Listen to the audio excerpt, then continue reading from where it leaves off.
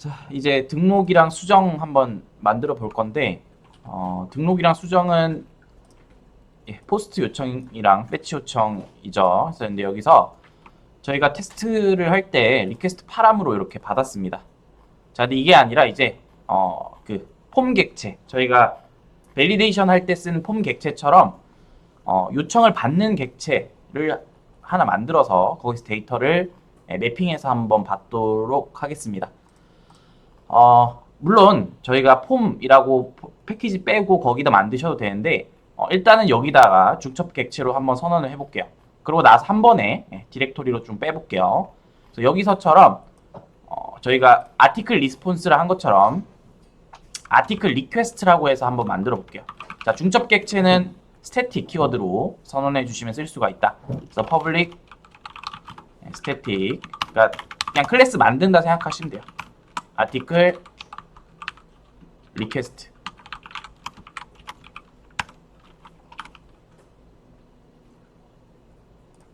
자, 이렇게 하고, 자, 얘 같은 경우는 폼 클래스 만드는 거랑 똑같다고 생각하시면 됩니다. 그래서 내부적으로 당연히 스트링 서브젝트랑 그리고 스트링 컨텐츠 요게 들어가겠죠.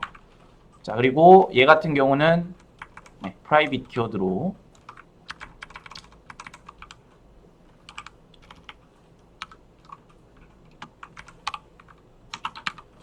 하고 세미콜론 찍어주시고, 자, 이렇게 선언한 다음에 자, 리퀘스트 객체니까 뭐 여러 가지 이제 게터 세터랑 그 롬복에서 제공해주는 뭐 기본적인 뭐 생성 잠수나 이런 거 다 넣어줄 건데, 롬복에서 데이터라는 어노테이션 넣으면 기본적인 어노테이션이 다 들어가 있다 생각하시면 됩니다. 얘 같은 경우는 요거 리퀘스트 여기 보시면 게터 세터 뭐 이퀄 그리고 투스트링 뭐 이런 것들이 다 들어가 있습니다. 생성 잠수도 들어가 있고요. 그래서 요거를 데이터로 선언을 좀 해주시고, 폼 클래스다 보니까 밸리데이션을 저희가 아마 설치를 아직 안 한 걸로 제가 기억하는데 밸리데이션을 좀 설치하도록 할게요. 자, 의존성 모듈 와서 그 스프링 밸리데이션 설치를 좀 해주도록 하겠습니다. 자, 그래서 얘 넣어주고 새로 고침. 자, 요거는 뭐 메이븐 레포지토리나 혹은 저희 이니셜라이저 하는 사이트 가서 검색해서 가져오시면 되겠죠.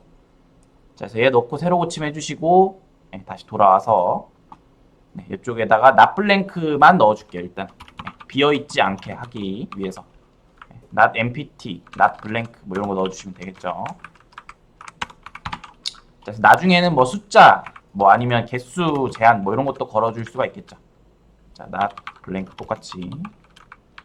자, 비어있지 않아야 된다. 그래서 이렇게 좀 넣어주시고, 자, 얘를 이제 통째로 응답 쪽에 받을게요. 자, 이전에는 저희가 이렇게 파라미터로 나눠서 받았다면 이렇게 요청을 받는 객체를 만들고 얘를 일괄 이렇게 받도록 할게요. 그 매개 변수로. 그래서 이쪽에 valid라는 어노테이션 넣어주시고, 자, 그리고 request body라는 어노테이션으로 받을게요.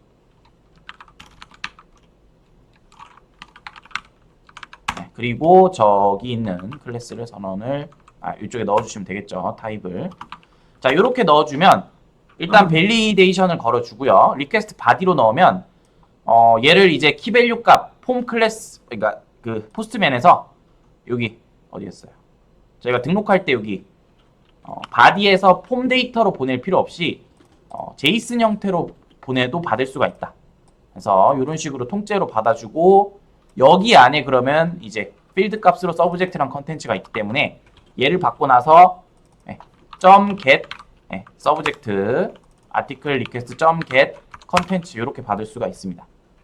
자, 이렇게 해서 얘를 받을 수 잘 들어오는지 먼저 검증을 하고 확인을 해볼게요. 자, 그러면 폼 클래스로 이렇게 보내는 게 아니라, 자, 물론 뭐 이렇게 일단 새로 고침을 해서 반영을 시키고,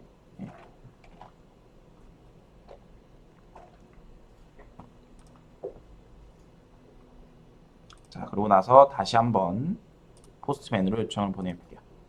자, 지금 저희가 이렇게 폼 클래스로 보냈던 게 안 되죠. 자, 이렇게 보내지 말고, 자, 제이슨 형태로 한번 보내볼게요. 자, 요 로 누르시고 텍스트 대신에 제이슨으로 바꾸신 다음에 제이슨 문법에 맞춰서 한번 보내볼게요. 그래서 서브젝트 하고, 자, 제이슨은 문자열이고요. 자바스크립트랑 유사한 구조의 문자열이라 생각하시면 돼요. 네, 그러니까 제이슨만의 규칙은 있습니다.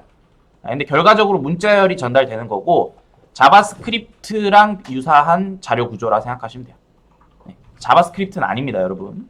네, 그리고 제목, 그리고 컨텐츠, 내용. 자, 이렇게 해서 한번 폼 데이터는 이제 한번 지우고요. 깨끗하게 지우고 이렇게 해서 보내볼게요. 자, 이렇게 보내니까 잘 되죠? 잘 되고 밑에도 콘솔이 잘 찍힙니다.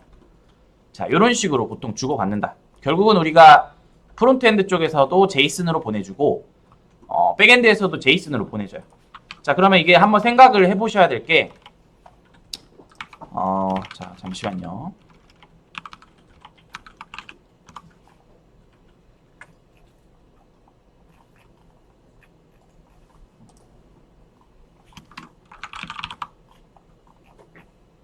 그림을 좀 그리면서 설명을 좀 드릴게요.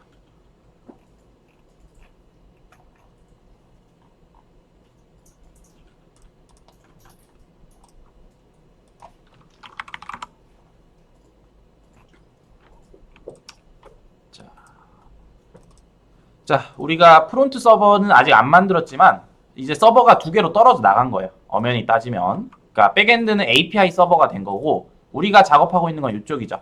얘는 API 서버, API. 그러니까 이전에는 얘가 뭐였어요? API 서버가 아니라 그냥 웹 서버 그 자체였죠. 요청하면 화면까지 그려서 통째로 다 던져줬어요. 클라이언트 쪽에. 자, 근데 이제는 클라이언트가 만약에 이렇게 있다 치면, 자, 얘를 클라이언트 여기 있다 치고 좀 가까이 붙여 놓을게요. 자, 구조가 지금 어떻게 바뀌었는지 다시 한번 설명드리자면, 자, 이전에는 이 프론트엔드가 없고 스프링 서버에서 요청을 하면 응답으로 뷰까지 다 그려서 여기 얘한테 타임리프 엔진이 다 그려주고 데이터 입혀서 다 던져줬다면 이제는 프론트엔드랑 백엔드랑 떨어져다 이제 분리가 된 거죠. 그래서 클라이언트는 프론트엔드 쪽에 요청을 합니다. 자, 그러면 프론트엔드 서버가 백엔드에 요청을 하고요. 백엔드 서버가 API에 맞춰서 규격에 맞춰서 뭔가 요청이 들어오면 데이터를 넘겨준다. 그러면 그 데이터를 프론트엔드 서버가 받아서 얘가 그려내서 렌더링을 시킨 다음에 클라이언트에 던지는 거죠. 자, 그러면 API 서버라는 건 뭐예요? 데이터를 주고 이렇게 넘겨주는 거죠, 어떻게 보면. 자, 근데 그러면 엄연히 따지면 우리가 만든 스프링 서버가 어떤 역할이 된 거예요? 이전에는 뷰단까지 그려줬다면 이제는 데이터만 넘겨준 거죠. 자, 그러면 이제 클라이언트를 몰라도 되는 거예요. 그러니까 프론트엔드, 백엔드는 클라이언트 요청을 몰라도 프론트엔드 쪽에서 주는 요청만 응답해주면 되는 거죠. 자, 그러면 얘가 서버 간의 통신이다 보니까 이제 사용자가 UI를 눌렀을 때 뭐 어떤 처리를 해서 응답하고 뭐 이런 일련의 과정들을 저희가 타임리프를 통해서 전체적으로 다 만들었다면 이제 서버가 떨어져 나갔기 때문에 백엔드 관점에서만 본다면 우리는 프론트엔드 서버만 보면 되는 거죠. 혹은 뭐 지금은 웹이지만 뭐 네이티브가 될 수도 있고, 그러니까 네이티브라 하면 앱이에요. 앱. 그러니까 저희가 어플 같은 거, 그러니까 모바일 기준으로 하는 그런 걸 네이티브 앱이라 하는데 이제 그쪽, 그러니까 프론트 쪽에 대한 서버 요청만 생각하면 되는 거죠.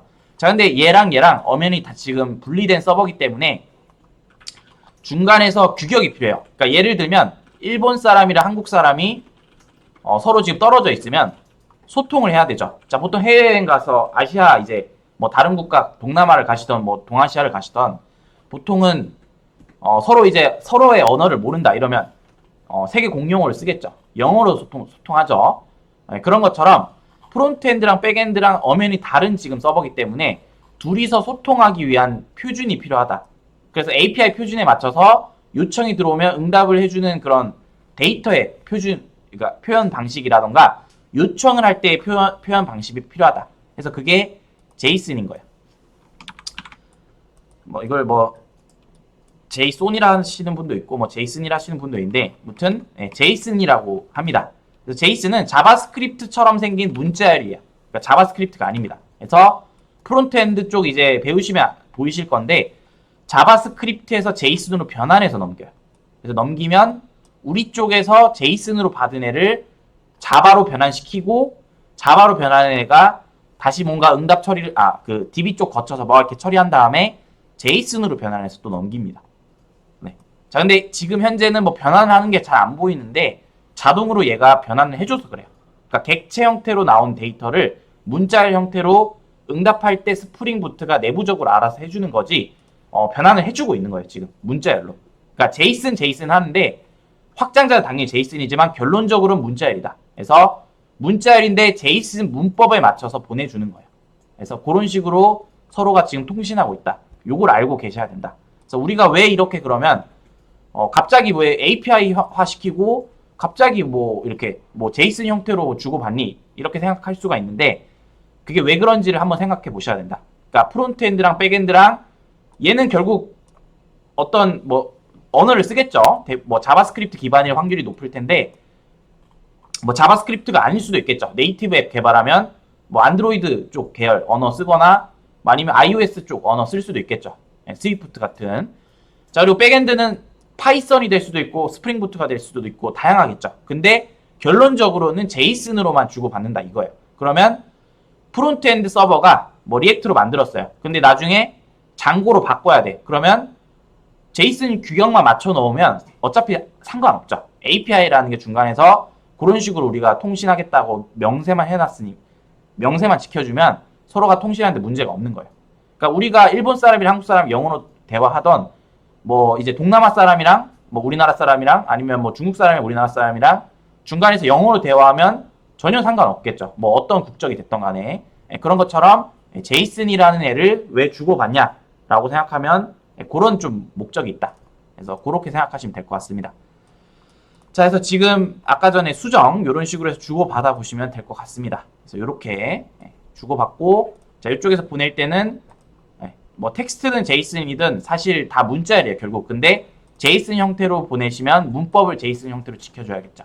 자 이렇게 요청을 보내면 받을 때 이쪽에서 폼 클래스가 제이슨에 있는 키밸류 값을 인식해서 얘를 검사를 한다. 그리고 받아서 게터로 이렇게 받을 수가 있다. 그러니까 출력을 해볼 수가 있다. 자 이렇게 생각하시면 될 것 같습니다. 자 수정하기는 여러분들이 직접 한번 해보시고 이 클래스 이용해서 해보시고 이후에 같이 또 보도록 할게요. 됐습니다.